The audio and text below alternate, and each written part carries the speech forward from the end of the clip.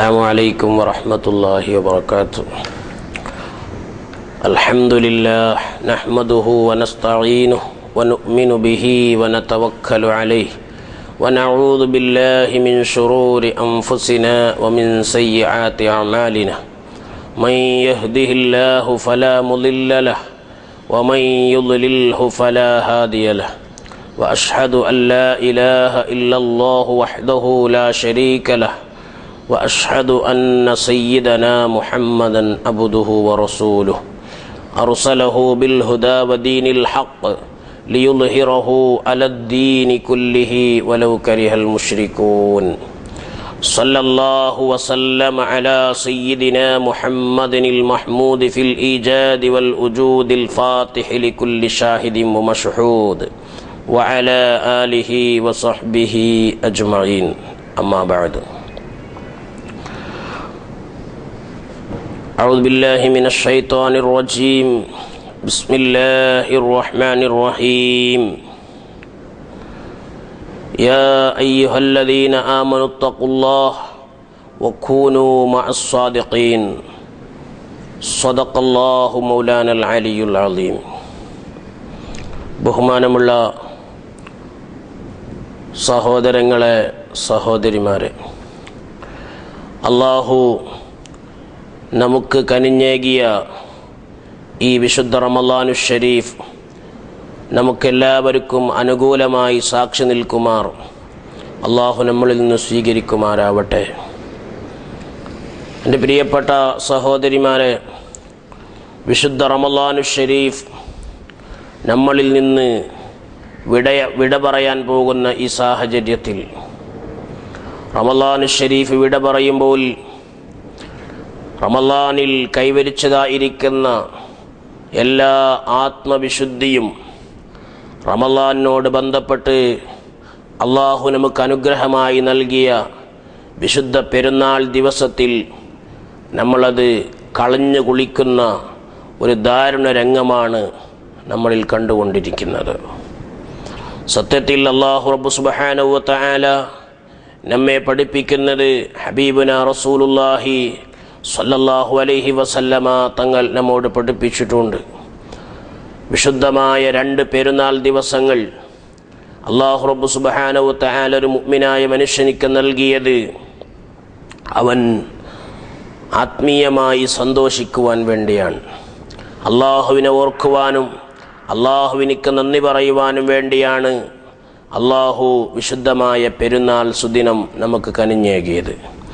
പ്രത്യേകിച്ചും വിശുദ്ധ റമളാനു ഷരീഫിൽ 1 മാസം തുടരെയായി പകൽ മുഴുവനും അന്നപാനീയങ്ങളും സ്വന്തം ശരീരത്തിൻ്റെ ഇച്ഛകളെല്ലാം മാറ്റിവെച്ചുകൊണ്ട് അല്ലാഹുവിനിക്ക്, ലോകരക്ഷിതാവായ അല്ലാഹുവിനിക്ക് വിധേയനായി എല്ലാം സമർപ്പിച്ചു കഴിഞ്ഞുകൂടിയ മുഅ്മിനായ മനുഷ്യൻ വിശുദ്ധമായ പെരുന്നാൾ ദിവസം കൊണ്ട് അല്ലാഹുവിനിക്ക് നന്ദി പറയുവാനും അല്ലാഹുവിനോട് ദുആ ചെയ്യാനുമുള്ള ഒരു പ്രത്യേകമായ സുദിനമായിട്ടാണ് അല്ലാഹു റബ്ബ് സുബ്ഹാനഹു തആല നമുക്ക് കണക്കാക്കിയിരിക്കുന്നത്.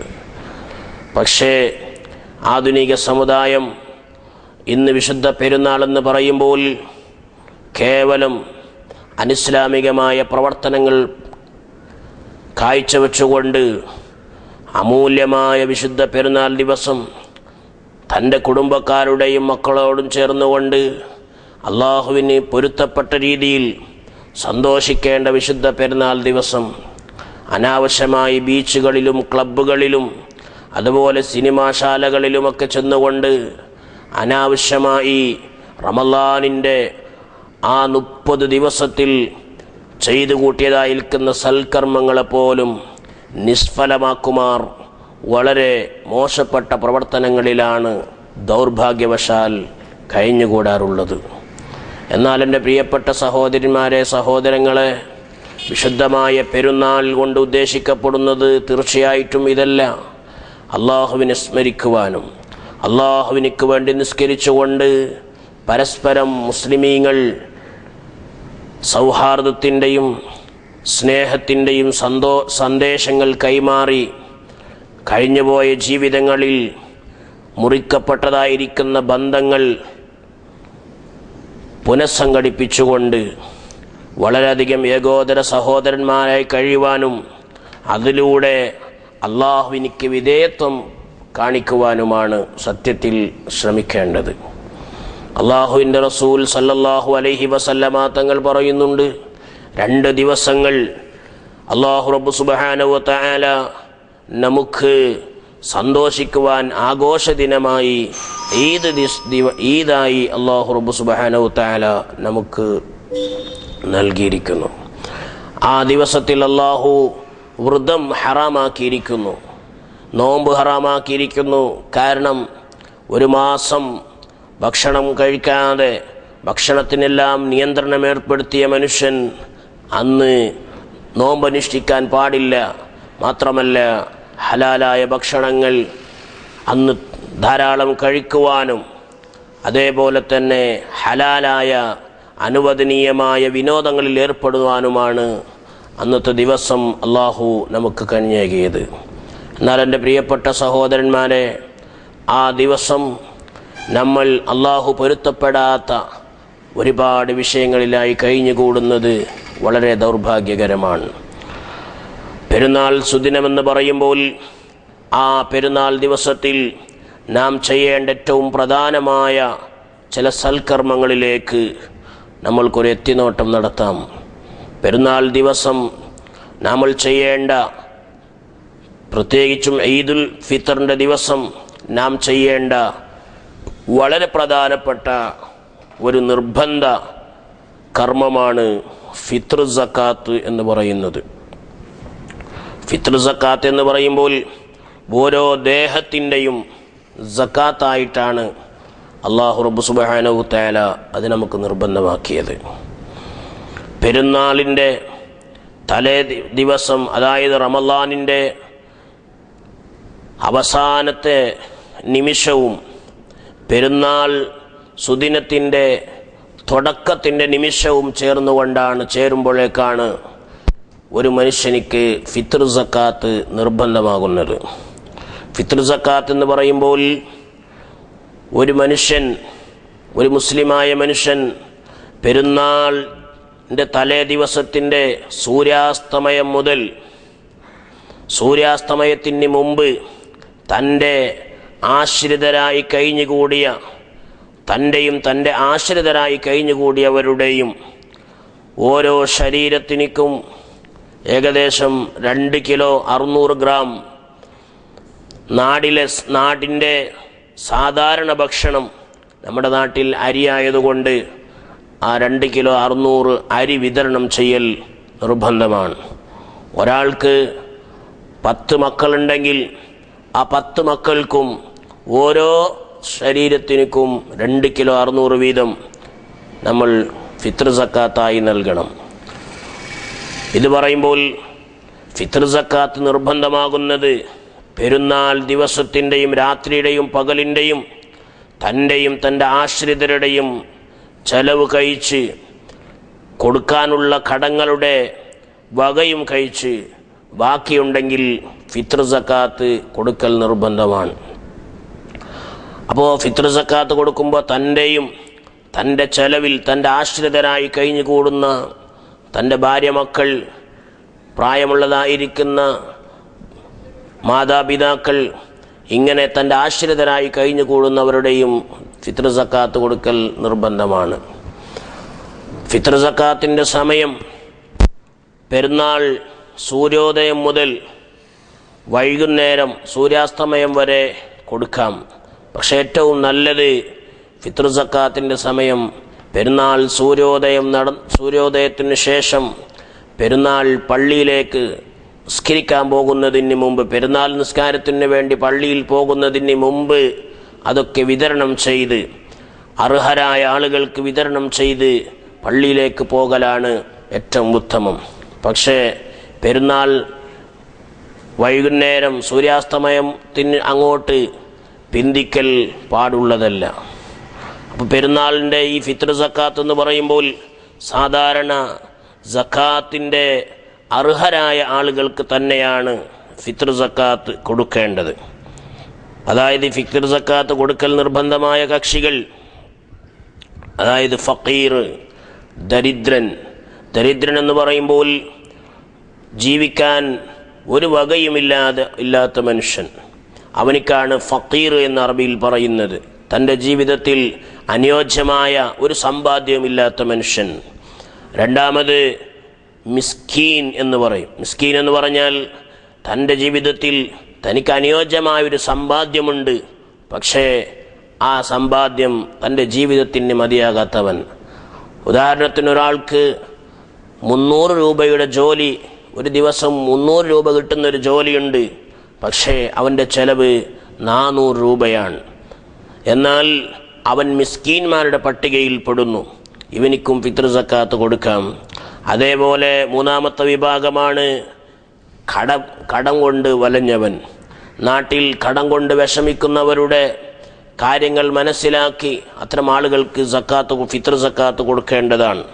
മാത്രമല്ല, നാലാമത്തെ വിഭാഗം യാത്രക്കാർ, അള്ളാഹുവിൻ്റെ വഴിയിൽ ഹലാലായ യാത്രയിൽ ഇറങ്ങിത്തിരിച്ച ആളുകൾ, അവർക്കും ഫിത്ർ സക്കാത്ത് കൊടുക്കാം. അതേപോലെ തന്നെ അഞ്ചാമത്തെ വിഭാഗം മുഅല്ലഫത്തുൽ ഖുലൂബ്, ഹൃദയം അടക്കമാക്കപ്പെട്ട സത്യവിശ്വാസികൾ, പൊതുവിശ്വാസികൾ, അവർക്കാണ് ഫിത്ർ സക്കാത്ത് കൊടുക്കേണ്ടത്. ഈ 5 വിഭാഗം മാത്രമേ ഇന്ന് സക്കാത്തിൻ്റെ അവകാശികളിൽ ഇന്ന് അവശേഷിക്കുന്നുള്ളൂ. അവർക്ക് ഫിത്ർ സക്കാത്ത് അവരിലേക്ക് എത്തിക്കുകയും അർഹരായ ആളുകൾക്ക് മാത്രമേ സക്കാത്ത് കൊടുക്കാൻ പാടുള്ളൂ.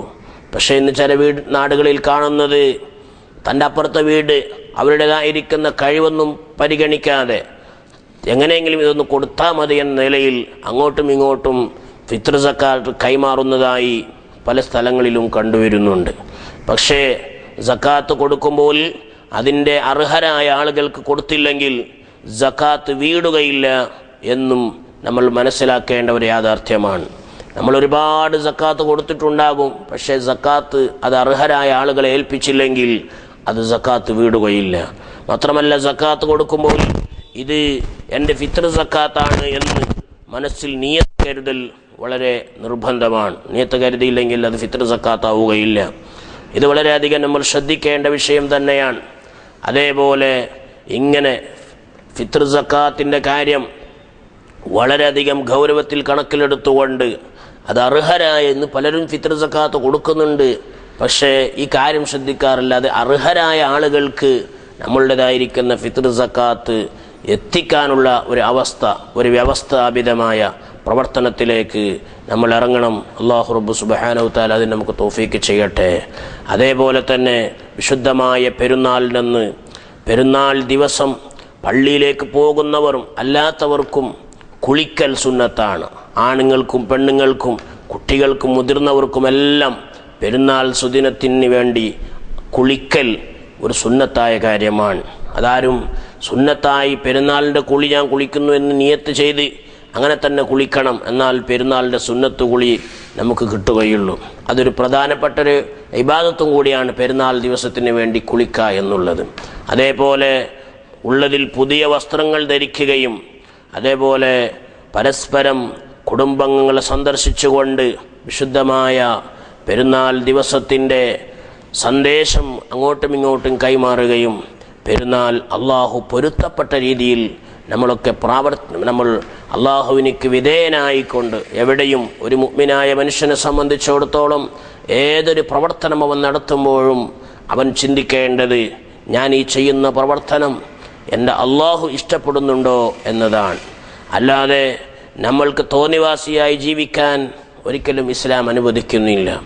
ഇന്ന് പെരുന്നാളിൻ്റെ സുദിനമെന്ന് പറഞ്ഞ് പെരുന്നാളിൻ്റെ അന്ന് രാത്രിയും പകലും നമ്മുടെ നാടുകളിലൊക്കെ ബൈക്ക് റാലികളും അതുപോലെ തന്നെയുള്ളതായിരിക്കുന്ന അന്യ സമുദായങ്ങളെ പോലും വിഷമിപ്പിക്കുന്ന രീതിയിലുള്ള ഒരുപാട് പ്രവർത്തനങ്ങൾ നമ്മുടെ യുവതലമുറകളിൽ നിന്ന് കണ്ടുവരാറുള്ളത്. പക്ഷേ യഥാർത്ഥത്തിൽ അതൊന്നും ഇസ്ലാമികമല്ല. യഥാർത്ഥത്തിൽ അള്ളാഹുവിൻ്റെ റസൂൽ സല്ലല്ലാഹു അലൈഹി വസല്ലമ തങ്ങളത് പഠിപ്പിച്ചിട്ടില്ലെന്ന് മാത്രമല്ല, മറ്റൊരാൾക്ക് വേണ്ടി ഒരു വിഷമവും ഉണ്ടാക്കുന്നത് വിശുദ്ധ ദീനുൽ ഇസ്ലാം ഒരിക്കലും അനുവദിക്കുന്നില്ല. നമ്മളുടെ ആഘോഷങ്ങളൊക്കെ അതിനൊരിക്കലും സമ്മതിക്കാത്തതും നമ്മുടെ ആഘോഷങ്ങൾ നമ്മൾ ആഘോഷിക്കുമ്പോൾ മറ്റുള്ളവർക്ക് ബുദ്ധിമുട്ടാവാത്ത രീതിയിലുള്ള ആഘോഷമായിരിക്കണം. മാത്രമല്ല പെരുന്നാളിൻ്റെ രാത്രിയിൽ ഈദുൽ ഫിത്തറിൻ്റെ രാത്രിയിൽ സൂര്യാസ്തമയം മുതൽ രാവിലെ ഇമാമ് പള്ളിയിൽ നിസ്കരിക്കാൻ വേണ്ടി കൈകെട്ടുന്നത് വരെ നമ്മുടെ വീടുകളിലും അങ്ങാടികളിലുമൊക്കെ അതേപോലെ തന്നെ റോഡുകളിലുമൊക്കെ തക്ബീർ ധ്വനികളെ കൊണ്ട് നമ്മൾ നിരതരാവണം. എല്ലാ സമയത്തും തക്ബീർ ചൊല്ലി അന്ന് രാത്രി തക്ബീർ അധികരിപ്പിക്കൽ വളരെയധികം പുണ്യകർമ്മമാണ്. അല്ലാഹു റബ്ബ് സുബ്ഹാനഹു തആല നമുക്കൊക്കെ ഇത്തരം പെരുന്നാളിൻ്റെ മഹത്വം അറിഞ്ഞുകൊണ്ട് പ്രവർത്തിക്കാൻ അള്ളാഹു നമുക്ക് അനുഗ്രഹിക്കുമാരാവട്ടെ. വആഖിറു ദഅവാനാ അനിൽ ഹംദുലില്ലാഹി റബ്ബിൽ ആലമീൻ. അസ്സലാമു അലൈക്കും വറഹ്മത്തുള്ളാഹി വബറകാതുഹു.